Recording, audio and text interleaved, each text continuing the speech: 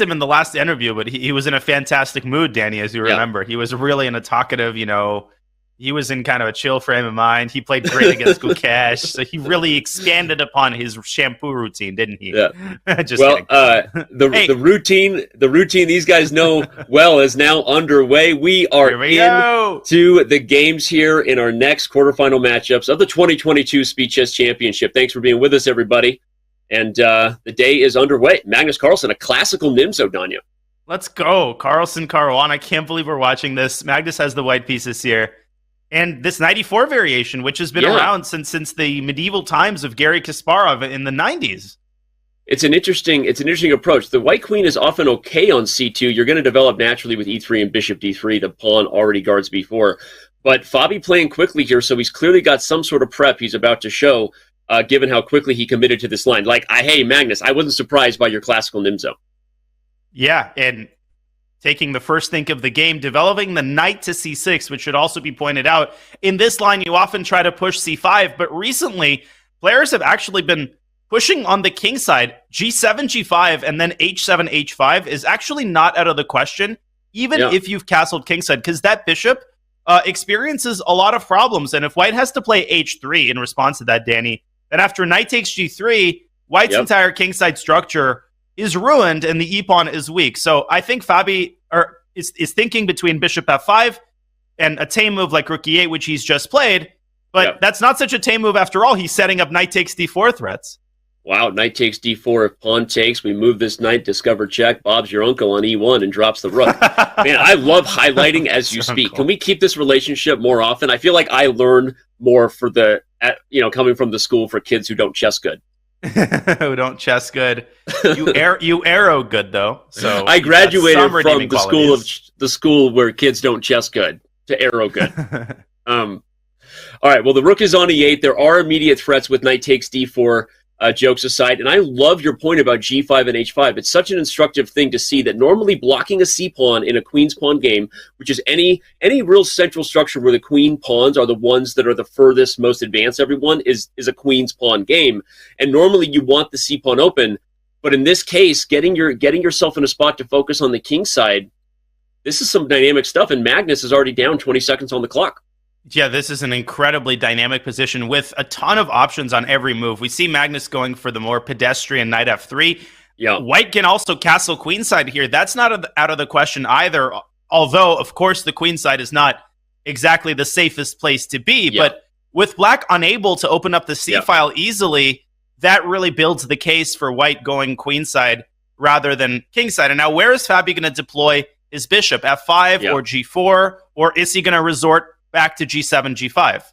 Here he goes. He's in on it. Is he going to go g4 or h5? Come on, Fabi.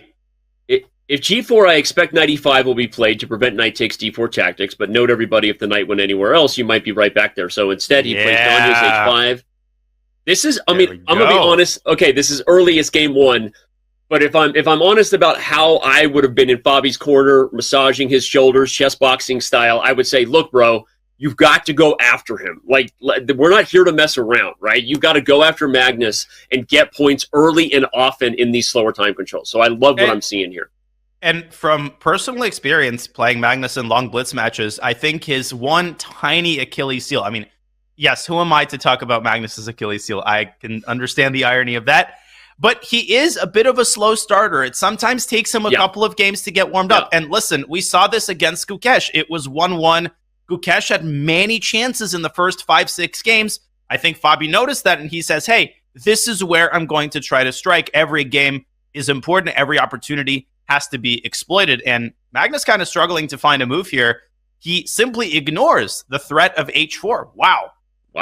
Is that a bishop that can be trapped, or are you just happy to see me, Danya? h4, bishop e5, f6. There's bishop takes e4. Yeah, it's a classic idea, actually. And then queen takes e4 with a check on g6. Speaking of slow starter, can we just call out that Magnus looks like he needs a banana. Remember last show where we had bananas at the ready? Magnus is looking like he needs some potassium, a little vitamin B, maybe a little caffeine. he is looking a little exhausted there.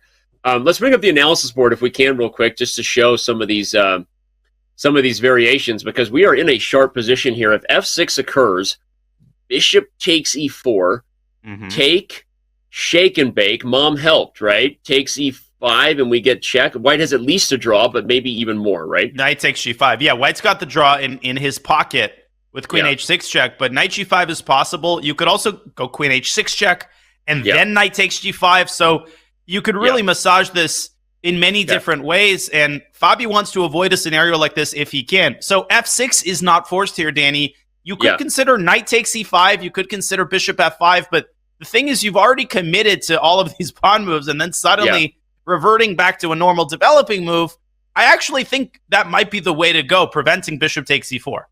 Okay, pawns can't go back. Thanks, Captain Obvious. But it is important when they push in front of your king to remind ourselves of those basic rules. And we, by the way, have h4 and bishop e5 on the board. So your suggestion of bishop f5 looking more and more prophetic, coming from the prophet. Called it. There we go.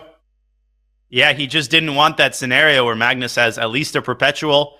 Pretty terrifying. And now f6 is a massive threat. So h3 might be what the doctor ordered for Magnus. Yeah, f6 traps the bishop, so you've got to do something spicy now before that bishop gets in trouble. He has 2.5 minutes. He is up 30, even 40 seconds right now on Caruana. So talk about a game that gave us a little bit of an opening struggle, Danya. These guys spent a lot of time navigating whatever this theory or prep was, and only 15 moves have been played, and we're about to be under time pressure. And here comes c5, I think, trying to drive that pawn down to c4 and exploit the awkwardness of that relationship between the bishop and the queen. But Fabi taking more of a slow roll approach. And yes, we're going to get a lot of time scrambles in this match just because of the incredibly complex style of both players. They are such principled players. They're going to get complex positions every game. And I think a big determining factor is going to be who can keep their wits about them in middle game time scrambles. Yeah. Well, now Magnus is still in that lounging position. I see chat saying he's bummed he's missing the semifinal of one of the World Cup games. Hey, chat, please don't tell me the score. I'm recording it. Yeah, no World Cup spoilers for Danya. I don't really care. You can whisper to me, although my whispers are blocked on Twitch for good reason. So, frankly, do whatever you want to do, chat. Shout out to featured chat, though. We'll be checking in with you throughout the day. So, jokes aside, give us your comments. See your comment read on air, and ultimately, comments will be read to the winner of this match at the end. So play along with us, chat. All right, castles, rook c8. Here comes c5 for black. As you said, I'm expecting it. Bishop g6 first. A little solid. Fabi delaying c5, waiting for the perfect moment to strike. Maybe bishop g6 can come to h5 at some point to harass indirectly the pawn on e5. Also, putting the bishop on a defended square is a good idea. Now, knight d2 threats are eliminated. I like Fabi's position. I think he's doing fine here. But once he plays c5, things are kind of going to explode. Yeah. It's funny, because now that the bishop is protected, you're right, you're not worried about pins. This knight can't really move without this pawn hanging in a lot of positions. So let me ask you, does Fabi have to play c5? Like, what's to just kind of sitting in this position? What is White's plan, I guess, to ask the question directly? Oh, here we go. Not an easy position, but knight to h2. What a move by Carlsen. Now, his idea is obvious. You're pointing it out, but it looks like it hangs the e5 pawn, which Fabi grabs. But f3 and bishop takes g6, Danny, that queen is going to appear on g6. And guess what? Fabi's moved b7, b6. Yeah. He's going to pay for it. That pawn on c6 can be captured. Wow. Oh, he missed it. Look at he missed that pawn. Magnus spotted that. What an idea. What an idea, and what foresight to see the weakness of b6. When we have a second, let's head over to the Batcave and bring the analysis board back. I want to just show the killer instinct from the great white shark that is Magnus Carlsen. Look at this position. We talked about maybe white doesn't have a clear plan, but b6 creates just a subtle problem at the end of the line. And note that Fabi has to take e5, because otherwise the knight comes to g4, you take e4, and the pony pops. So this combination that Magnus spotted is just incredible.